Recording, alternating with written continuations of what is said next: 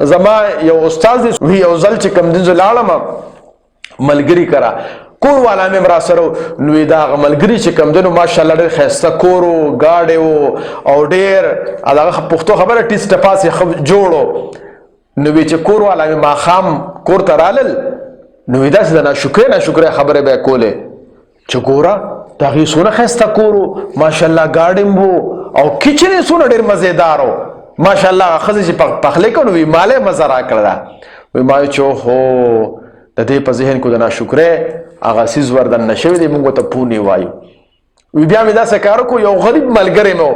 وی هغه ته مې ټلیفون وکړو چېرې په پلاني روز باندې به زه ستاسو میلمه یم ښځه به م راسره وي او بچي به م راسره وي وی زما د هغه ملګري ایک یوه کمره وه او هغه یوه کمره کې به هغه اورم بلو او هغه یوه کمره کې به هغې پاتې کېدلم او وی باتروم هم په کمره کې نو بهر یې داسې یو چوناړی یو وړوکې غوندې باتروم جوړ کړی و او وی بیټک هم وکړ نو زه به بار کېنولم وی بس ښځه او بچي مې واغستله او په بل هفته اتوار زه هلته ورغلم او وی هغې کره چې ورغلم نو وی ښځه مې دننه کېناسته او وی زه بار یې ماله کټ راوویسته او زه یې بار کېنولم وی چې بار یې کېنولم ښځه مې دننه وی چې اوس کمره کې ناسته هلته لوګین دي هغه دوی له څه چای مې هم پخوي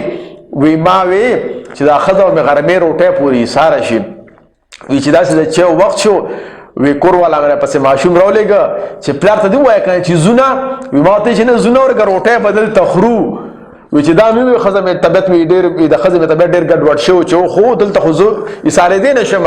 خو وی بهر کې سره به دې څه خوږومه چې غرمه روټۍ مې مالته وخوړه د هغه چې څه در غریبي وه هغه م مونږ وخوړل زما ښځې مو خوړل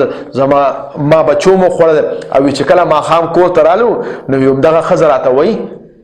چې سړیه د خدای پاک ډیر شکر دی زمون خو کچن هم شته دی زمون خو ډراینګ روم هم شته دی میلمه پکې بار کې نو باتروم هم سره شته دی د هغې خو په کور کې ایک یو باتروم او یوه کمره وه په هغې کې به هغې چې کوم دی نو کټوی سمسیم کول او وی په لوګو باندې چې کوم دی نو ماله سترګې هم ترخې کړې وی یا الله ډېر شکر دی موږ له خو خدای پاک ډېر اثر کړی دی نو د دې نه دا خبره ثابته شوله چې په د ښځې او د خاوند په تعلقاتو کې موږ له پکار دي چې هغه کورنۍ وګورو په کومو کورنیو کې چې مشکلات دي او تکلیفونه دي او هغې خلکو ته نه ګورو چې کوم خلک ډېر زیات په مزو کې دي